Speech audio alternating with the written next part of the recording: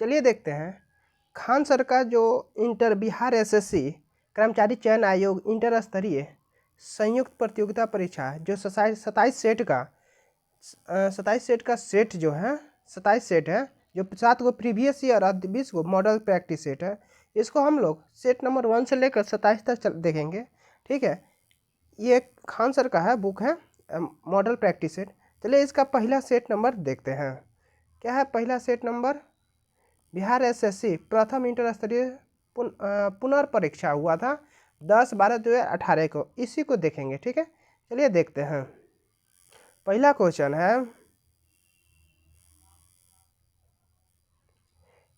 Question है, किस पंचवर्षीय योजना का मुख्य उद्देश्य तीव्र और अधिक समावेशी वृद्धि है?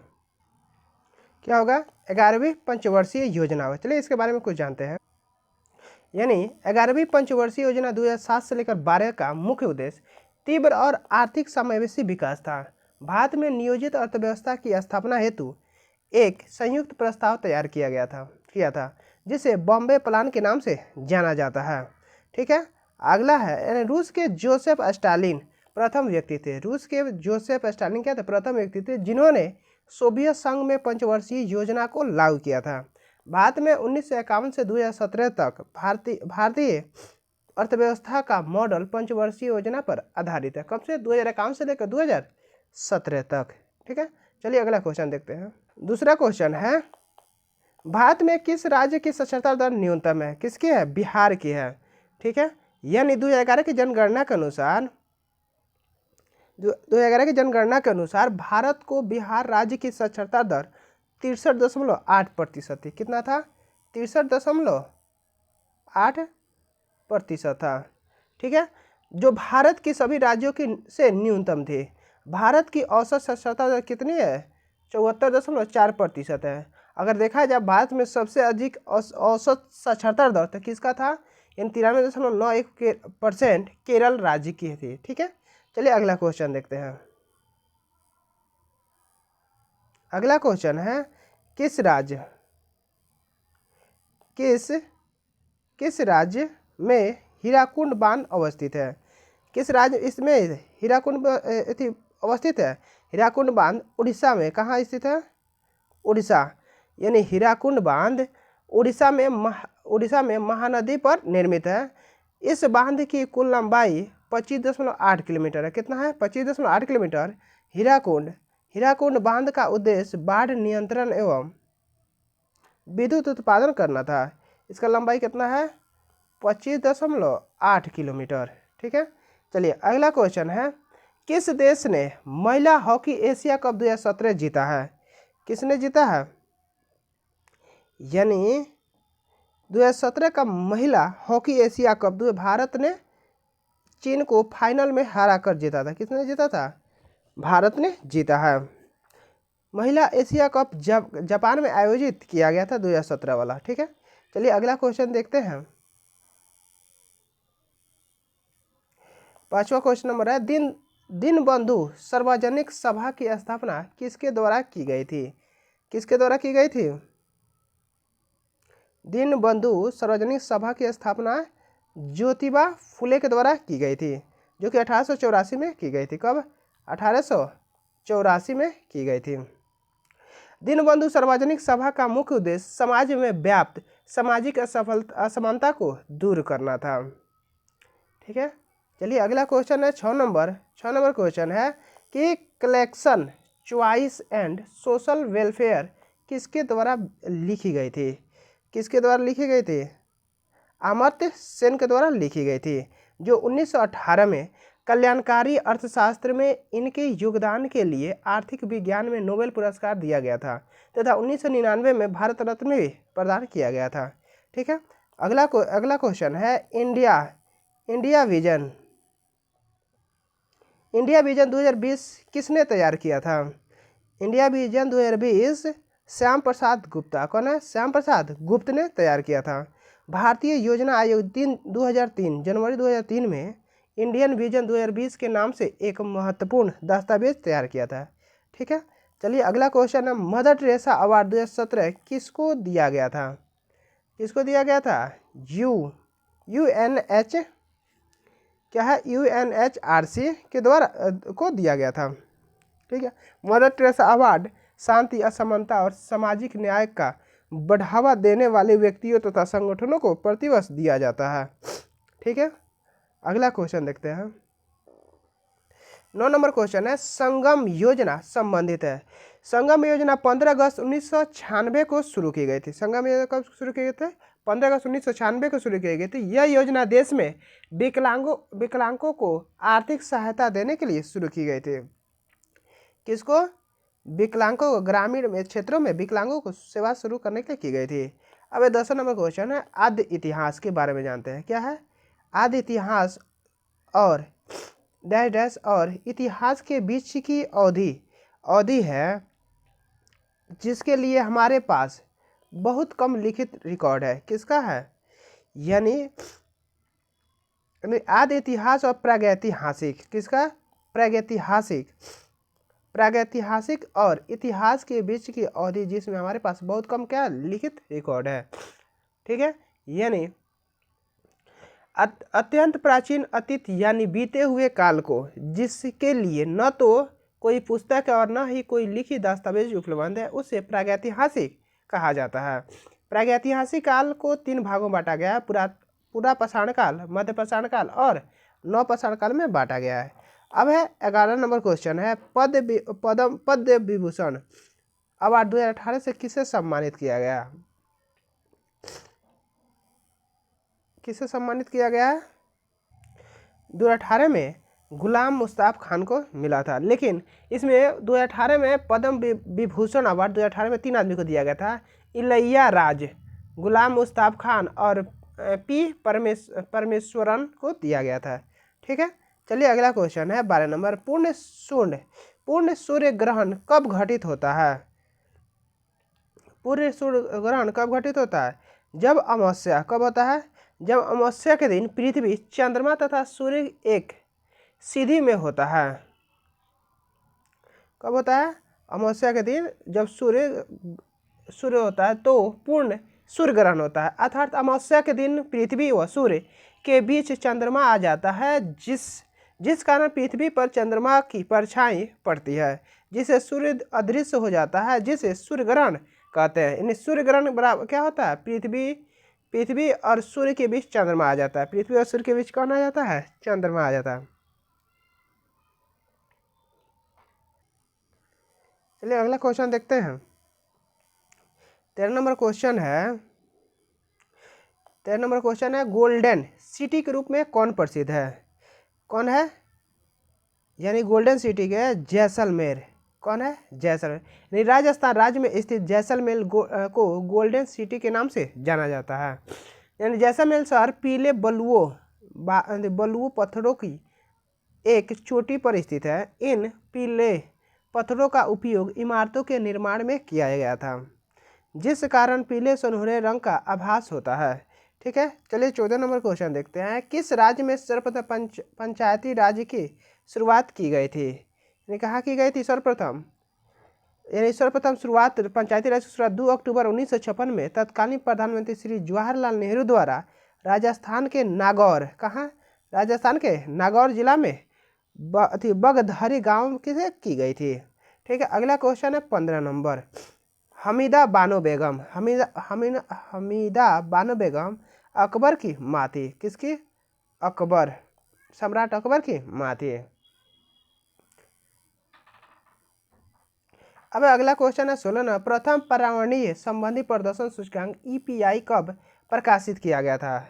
कब शुरू किया गया था? 2002 में शुरू किया गया था। ठीक है। अब अगला क्वेश्चन है 17 नंबर, राष्ट्रीय मानवाधिकार आयोग की स्थापना कब थी? कब की गई थी? 1993। राष्ट्रीय मानवाधिकार आयोग की स्थापना कब की गई थी?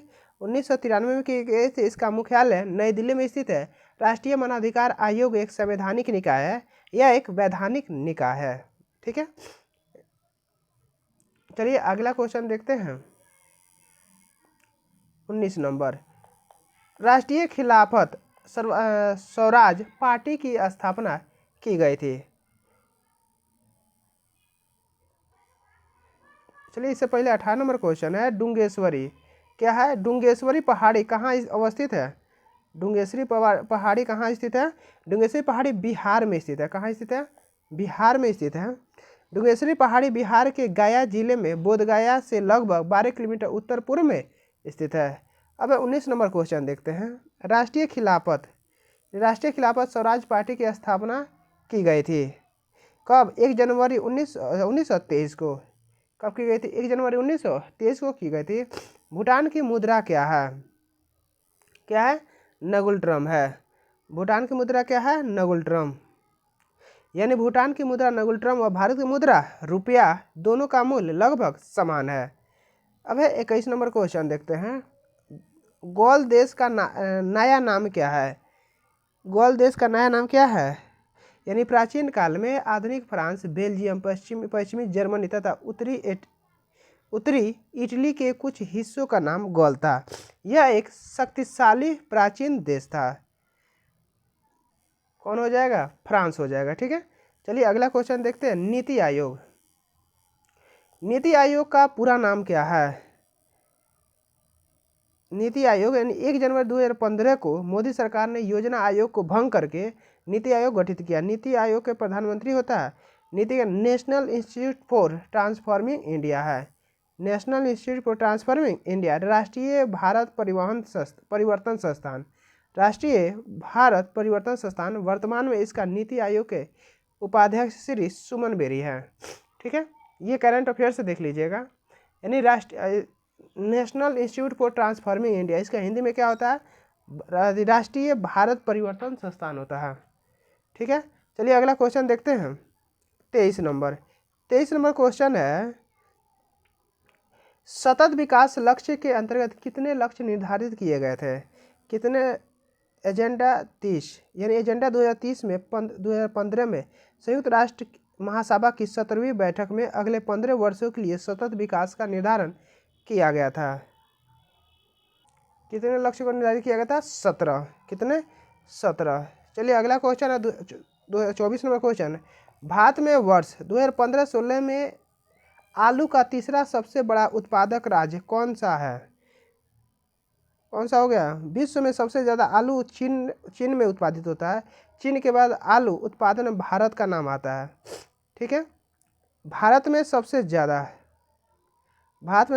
कौन सा? उत्तर प्रदेश, पश्चिम बंगाल तथा बिहार में होता है। तो सबसे पहले कौन हो जाएगा? उत्तर प्रदेश में होता है। ठीक है, सबसे ज़्यादा कहाँ होता है? उत्तर प्रदेश में। अब धार्मिक जनसंख्या 2011 के अनुसार भारत में लिंगानुपात किस धर्म में सबसे अधिक है? किस धर्म में अधिक है? ईसाई धर्म में क्या है? सबसे अनुपात सबसे अधिक है। ठीक है, अगला क्वेश्चन है 26 नंबर क्वेश्चन है। भारतीय स्वतंत्रता आंदोलन के दौरान मुस्लिम लीग के द्वारा मुक्ति दिवस कब मनाया गया था? यानी 1939 को, 22 दिसंबर 1939 को मनाया गया था। यानी भारतीय स्वतंत्रता आंदोलन के दौरान मुस्लिम लीग के द्वारा मुक्ति दिवस 22 दिसंबर 1939 को मनाया गया था।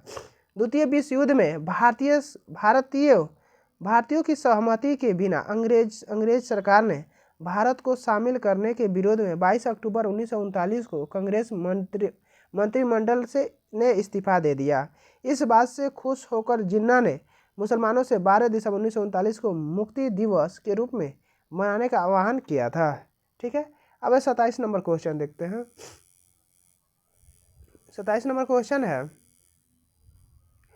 किस देश में डेविस कप 2017 जीता है? किस देश ने डेविस कप 2017 जीता है?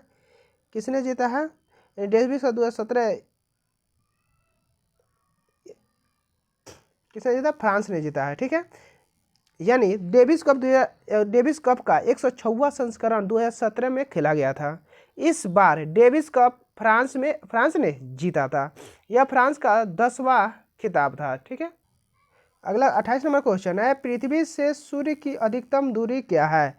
यानी जब पृथ्वी से सूर्य अधिक दूरी पर होता है तो उस स्थिति को अपसौर कहते हैं। अपसौर की स्थिति 4 जुलाई को होती है।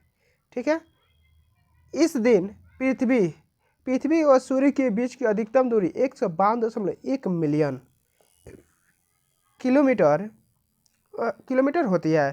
पृथ्वी तथा सूर्य के बीच की न्यूनतम दूरी 3 जनवरी को होती है। इस स्थिति को उपसौर कहते हैं। क्या कहते हैं? उपसौर कहते हैं। अब 29 नंबर क्वेश्चन है, Demwe lower hydro electric project कहाँ अवस्थित है? यानी Demwe lower hydro electric project Arunachal Pradesh में स्थित है। कहाँ स्थित है? अरुणाचल प्रदेश में। लोहित नदी पर स्थित है। यह 1750 मेगावाट की बिजली परियोजना है। चलिए अगला क्वेश्चन है, ब्रिटिश भारत में बिहार राज्य के प्रथम प्रधानमंत्री कौन थे? मोहम्मद यूनिस थे। ठीक है, मोहम्मद यूनिस। यानी आधुनिक भारत में चुनाव की परंपरा 1935 से प्रारंभ हुई। 1937 में हुए चुनाव के बाद भारत के किसी भी प्रांत के सबसे पहले प्रधानमंत्री बिहार के मोहम्मद यूनिस ही थे। इन्होंने 109 दिन तक इस पद पर कार्य किया था। भारत की आज़ादी के बाद भी भारत की प्रांतीय सरकार के मुखिया को प्रधानमंत्री कहा जाता था। ठीक है, ठीक है। चलिए अगला क्वेश्चन देखते हैं। 31 नंबर क्वेश्चन। 31 नंबर क्वेश्चन कह रहा है, 31 नंबर क्वेश्चन, खारिया जनजाति मुख्यतः निवास करती है। खारिया जनजाति मुख्यतः कहाँ निवास करती है? खारिया जनजाति झारखंड में निवास करती है। कहाँ करती है? झारखंड में निवास करती है। इसके अलावा यह जनजाति मध्य प्रदेश, उड़ीसा, पश्चिम बंगाल तथा महाराष्ट्र में पाई जाती है। अब 32 नंबर क्वेश्चन है, भारतीय संविधान के 11वीं अनुसूची के अंतर्गत पंचायत के 29 कार्यों का संबंध किस अनुच्छेद से है? कितना है? 243 के जी से है। अनुच्छेद 243 के जी से है। अगला क्वेश्चन है 33 नंबर क्वेश्चन, गणमान्य भारत विद पुरस्कार 2017 किसने जीता था? देखिए ये करेंट का क्वेश्चन है जो कि हमेशा चेंज होता है, नया करेंट अफेयर से देखा जाएगा। ठीक है, 33 नंबर क्वेश्चन है, कौन जीता था? प्रोफेसर हिरोशी मारुई ने जीता था। ठीक है, तथा राष्ट्रपति रामनाथ कोविंद द्वारा प्रदान किया गया था। अगला क्वेश्चन है 34 नंबर क्वेश्चन, इसमें से कौन सा ग्रह सबसे अधिक घनत्व वाला है? कौन सा है? सौरमंडल में सबसे अधिक ग्रहों की तुलना में पृथ्वी का घनत्व 5.514 ग्राम पर सेंटीमीटर क्यूब सबसे अधिक है, तथा शनि ग्रह का घनत्व सबसे कम है। सबसे अधिक किसका है? पृथ्वी का है। अब मत्स्य से संबंधित जॉर्ज बैंक कहाँ अवस्थित है? मत्स्य से संबंधित जॉर्ज बैंक केप कॉड यानी मैसाचुसेट्स यानी संयुक्त राज्य अमेरिका तथा केप सेबल द्वीप नोवा स्कोटिया, कहाँ है? नोवा स्कोटिया कनाडा के बीच समुद्र तल पर एक बड़ा ऊंचा स्थान है, यहीं पर स्थित है। ठीक है, अगला क्वेश्चन है, विश्व व्यापार संगठन का मुख्यालय कहाँ है? WTO का मुख्यालय कहाँ है? स्विट्जरलैंड है।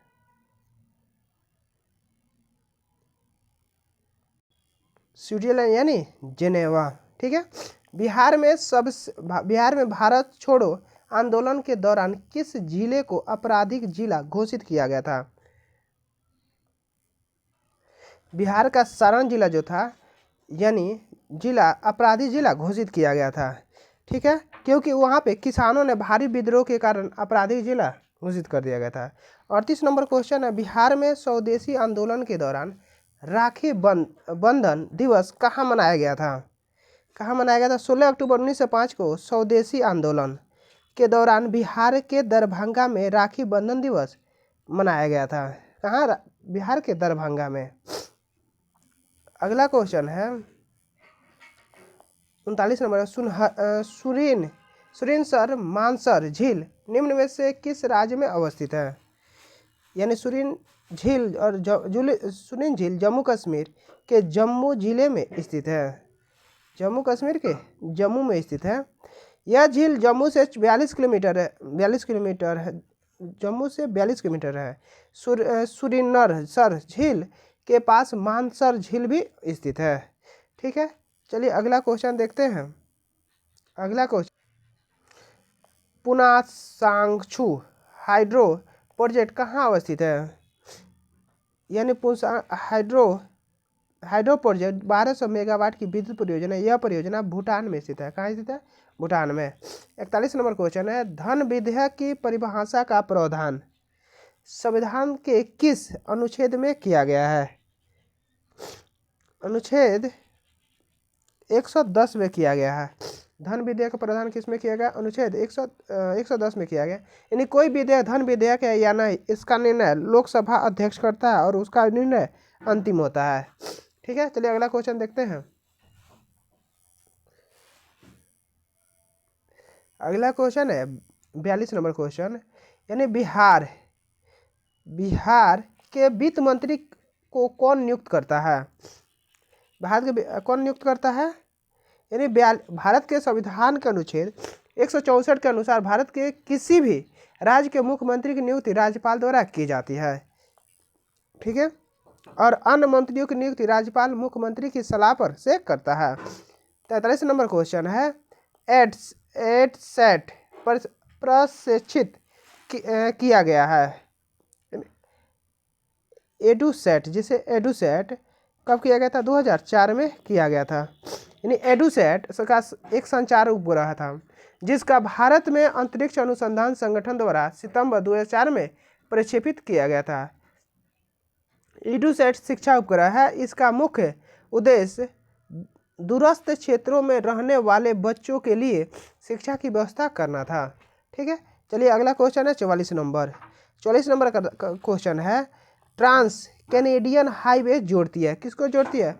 ट्रांस कैनेडियन हाईवे जो है अटलांटिक महासागरीय तट पर स्थित सेंट जॉन सिटी को प्रशांत महासागर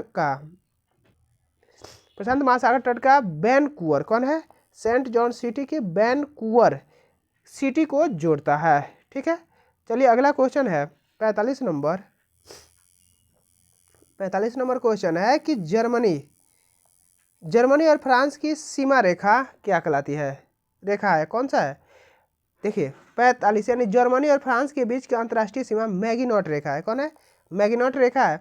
मैगिनॉट रेखा द्वितीय विश्व युद्ध से पहले जर्मनी तथा फ्रांस के बीच एक रक्षात्मक रेखा थी। ठीक है, अब 46 नंबर क्वेश्चन है, वर्तमान में भारत के सर्वोच्च न्यायालय में न्यायाधीशों की संख्या कितनी निर्धारित की गई थी? कितनी निर्धारित की गई थी? यानी 31। ठीक है, यानी 2009 में भारत के सर्वोच्च न्यायालय में न्यायाधीशों की संख्या 31 थी। वर्तमान में इनकी संख्या मुख्य न्यायाधीश को मिलाकर 34 है। वर्तमान में भारत में मुख्य न्यायाधीश DY चंद्रचूड़ थे, लेकिन अभी कोई चेंज हो गया है। ठीक है, चलिए देखते हैं अगला क्वेश्चन, करंट अफेयर्स से देख लीजिएगा। अब 47 नंबर क्वेश्चन है, स्वतंत्रता के बाद भारत में प्रथम औद्योगिक नीति कब घोषित की गई थी? कब की गई थी? 1948 में की गई थी। यानी स्वतंत्रता के बाद भारत सरकार ने अप्रैल 1948 में पहली बार औद्योगिक नीति घोषित की। प्रथम औद्योगिक नीति को तत्कालीन उद्योग मंत्री डॉक्टर श्याम प्रसाद मुखर्जी द्वारा प्रस्तुत की गई थी। अब 48 नंबर क्वेश्चन है, समुद्री चूहिया के रूप में जानी जाती है। समुद्री चूहिया के रूप में किसे जानता है? काइटिन। किसे जानता है? काइटिन को जाना जाता है। काइटिन एक समुद्री मोलस्का का एक छोटा वर्ग है। काइटिन उथले पानी की सतहों पर पाए जाते हैं। अब 49 नंबर क्वेश्चन देखते हैं, किस देश ने फेडरेशन कप 2017 जीता है? संयुक्त राज्य अमेरिका। किसने जीता है? संयुक्त राज्य अमेरिका ने जीता है 2017 वाला। 50 नंबर क्वेश्चन है, भारत में कृष्ण क्रांति किस क्षेत्र से संबंधित है? पेट्रोलियम से संबंधित है। किससे है? पेट्रोलियम। कृष्ण क्रांति किससे संबंधित? पेट्रोलियम से। बिहार में सर्वप्रथम राष्ट्रपति शासन कब लागू किया गया था?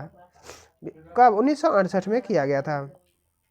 बिहार में सर्वप्रथम राष्ट्रपति शासन 1968 में लगाया गया था। बिहार में सबसे लंबी अवधि के लिए राष्ट्रपति शासन 1968 में ही लगाया गया था तथा सबसे कम अवधि राष्ट्रपति शासन 1995 में 7 दिन के लिए लगाया गया था। अब है अगला क्वेश्चन 52 नंबर। 52 नंबर क्वेश्चन है, उपभोक्ता मूल्य सूचकांक किस वर्ष शुरू किया गया था? कब किया गया था? 2012 में शुरू किया गया था। यानी भारत में केंद्रीय सांख्यिकी संगठन CSO द्वारा फरवरी 2012 में उपभोक्ता मूल्यांकन सूचकांक शुरू किया गया था। वर्तमान में अखिल भारतीय थोक मूल्य सूचकांक का आधार वर्ष 2017 से 2011 से 2012 है। चलिए अगला क्वेश्चन है, ओमान की राजधानी कहाँ है? ओमान की राजधानी कहाँ है? मस्कट, जो कि ओमान की सबसे बड़ी शहर है। अब है 54 नंबर को, भारत में क्रांतिकारी आंदोलन कहाँ से शुरू हुआ? कहाँ से शुरू हुआ था? महाराष्ट्र से शुरू हुआ था। यानी भारत में क्रांतिकारी आंदोलन 20वीं सदी की शुरुआत में भारत के स्वतंत्रता आंदोलन के एक क्रांतिकारी पहलू के रूप में उभरा था। भारत में क्रांतिकारी आंदोलन महाराष्ट्र से शुरू हुआ था। ठीक है, चलिए देखते हैं अगला क्वेश्चन। कौन एशिया गेम चेंजर अवार्ड 2017 जीता है?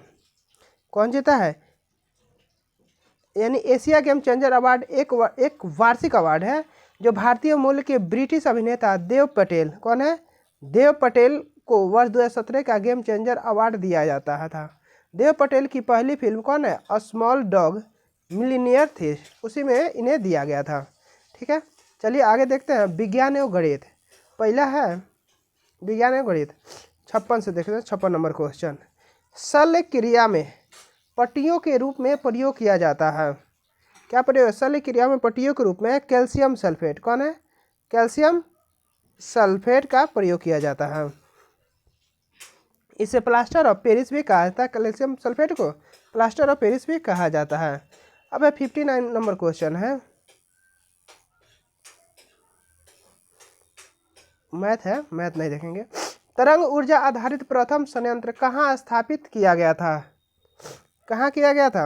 यानी भारत में तरंग ऊर्जा पर आधारित संयंत्र 1991 में केरल के तिरुवनंतपुरम, कहाँ है? केरल के तिरुवनंतपुरम में स्थापित किया गया था। ठीक है, इसकी उत्पादन क्षमता 150 किलोवाट थी। ठीक है, चलिए अगला क्वेश्चन है, मेंडलीव, क्या है? मेंडलीव की आवर्त सारणी में ऊर्ध्वाधर कॉलम को क्या कहा जाता है? यानी मेंडलीव की आवर्त सारणी में ऊर्ध्वाधर कॉलम के समूह को समूह कहा जाता है। क्या कहा जाता है? समूह कहा जाता है। ठीक है, चलिए अगला क्वेश्चन है, 63 नंबर क्वेश्चन कह रहा है, निम्नलिखित में से कौन सी ऊतक का अंतरकोशिकीय क्षेत्र बड़ा होता है? यानी पेरेन्काइमा, कौन है? पेरेन्काइमा। पेरेन्काइमा ऊतक का अंतरकोशिकीय क्षेत्र बड़ा होता है। पेरेन्काइमा पतली कोशिका भीति एवं सेल्यूलोज की बनी होती है। 64 नंबर क्वेश्चन है, दाद रिंगवर्म होने का कारण है? क्या है? कवक यानी फंगस, कवक यानी फंगस है। फंगस के कारण त्वचा संक्रमित है। दाद फफूंदी जैसे परजीवी बाहरी त्वचा की कोशिकाओं में पनपता है और दाद आसानी से तथा विभिन्न तरीकों से फैल सकता है। चलिए अगला क्वेश्चन है 65 नंबर। 65 नंबर क्वेश्चन है, ये 65 नंबर मैथ है। ठीक है, अगला क्वेश्चन देखते हैं, 66 नंबर क्वेश्चन, सांड के शुक्राणु को रखते हैं। सांड के शुक्राणु को यानी कृत्रिम विधि से नर पशु से वीर्य एकत्रित करके मादा पशु की प्रजनन नली में रखने से प्रक्रिया को कृत्रिम गर्भधारण कहते हैं। सांड के शुक्राणु तल नाइट्रोजन में रखते हैं। किस में रखते हैं? नाइट्रोजन में रखा जाता है, तरल नाइट्रोजन में रखा जाता है। अब है 67 मैथ है, 68 क्या है? मैथ है 69 नंबर क्वेश्चन है। 69 नंबर क्वेश्चन क्या है? बैंगनी रंग का तरंग दैर्घ्य होता है। बैंगनी रंग का तरंग दैर्घ्य क्या होता है? सबसे कम होता है और लाल का सबसे अधिक होता है। ठीक है, चलिए अगला क्वेश्चन देखते हैं।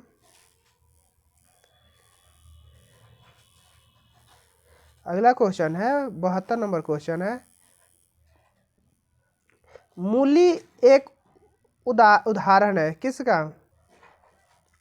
तुर्क रूपी मूसला जड़ का उदाहरण है, जो जड़ वाली सब्जियों में गाजर, मूली, शकरकंद, शलजम और चुकंदर आदि इसमें शामिल है। तुर्क रूपी मूसला जड़ में। ठीक है, अगला क्वेश्चन है चौहत्तर नंबर क्वेश्चन है, निम्नलिखित में से सबसे भारी तत्व कौन सा है? प्राकृतिक रूप से भारी तत्व यूरेनियम है। कौन है? यूरेनियम। यूरेनियम है। प्रश्न में दिए गए विकल्पों में से सबसे भारी तत्व ओस्मियम है। कौन है? ओस्मियम है। ठीक है। अगर 75 नंबर का, विद्युत इस्त्री में क्या उपयोग होता है? विद्युत इस्त्री में नाइक्रोम का तार का उपयोग किया जाता है। किसका? नाइक्रोम का तार का उपयोग किया जाता है। नाइक्रोम का तार एक मिश्र धातु है जो नाइक्रोम तार में 80% निकल और 20% क्रोमियम रहता है। अब है 76 नंबर क्वेश्चन देखते हैं। 3 संख्याओं का ये मैथ हो गया। 77 है, यूरिया में कितना प्रतिशत नाइट्रोजन होता है? कितना प्रतिशत होता है यूरिया में कितना होता है? 49%। लेकिन कहीं कहीं देखिएगा तो 46% दिखाता है। ठीक है। यानी यूरिया एक कार्बनिक यौगिक है। यूरिया का रासायनिक स्रोत NH2CONH2 होता है। यूरिया एक रंगहीन, गंधहीन, सफ़ेद व रवेदार जहरीला ठोस पदार्थ होता है। यूरिया जल में विलेय है। यूरिया में 49% नाइट्रोजन पाई जाती है। यूरिया में 4 तत्व होते हैं, कार्बन, नाइट्रोजन, ऑक्सीजन और हाइड्रोजन होता है। ठीक है। चलिए अगला क्वेश्चन देखते हैं। अगला क्वेश्चन है ट्रांसफार्मर। 80 नंबर क्वेश्चन है, ट्रांसफार्मर का उपयोग किया जाता है। ट्रांसफार्मर का उपयोग किस में किया जाता है? ट्रांसफार्मर का उपयोग प्रतिवर्ती धारा, किस में किया जाता है? प्रतिवर्ती धारा में किया जाता है। ट्रांसफार्मर का मुख्य उपयोग विद्युत शक्ति को अधिक वोल्ट से कम वोल्ट को अधिक वोल्ट में बदला जाता है। ठीक है। अगला क्वेश्चन है 82 नंबर, कौन सा एंजाइम भोजन में उपस्थित जीवाणु को नष्ट करता है? कौन करता है? लाइसोजाइम। कौन है?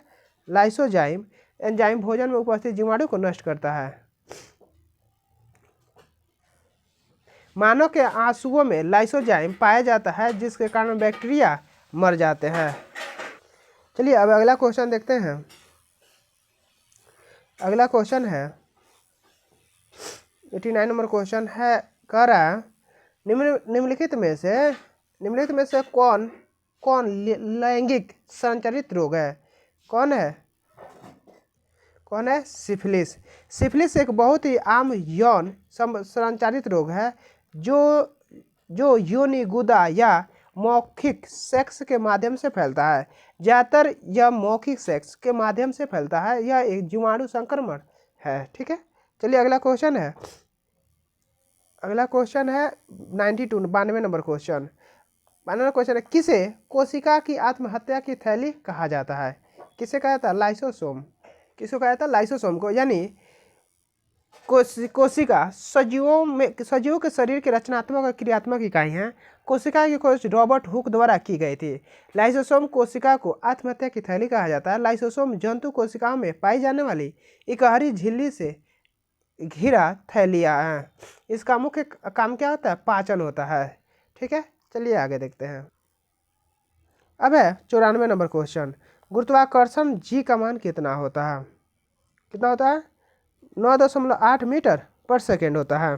ठीक है।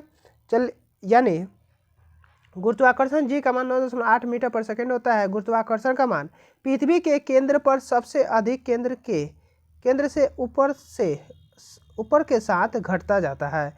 जिस बल के कारण दो वस्तुएं एक दूसरे के अपनी ओर आकर्षित करता है उसे गुरुत्वाकर्षण बल कहते हैं।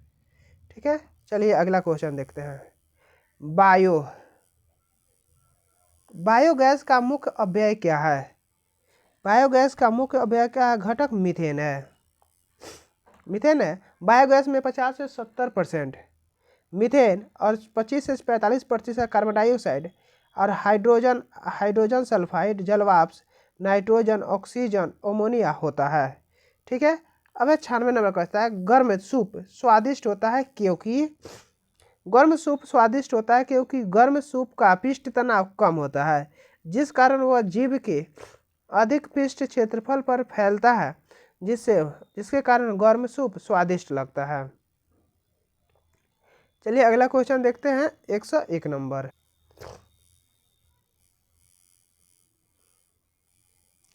101 नंबर क्वेश्चन है, कौन सी रासायनिक घटक है, कौन सा रासायनिक घटक है? यानी दूध से दही बनना क्या है? रासायनिक परिवर्तन है। अब है 102 नंबर, अश्रव्य तरंगों की आवृत्ति क्या होती है? अपश्रव्य तरंगों की आवृत्ति क्या होती है? 20 से 20,000 हर्ट्ज के बीच होती है। ठीक है, चलिए अगला क्वेश्चन है कृत्रिम। कृत्रिम वर्षा उत्पन्न कराने में उपयोग होता है।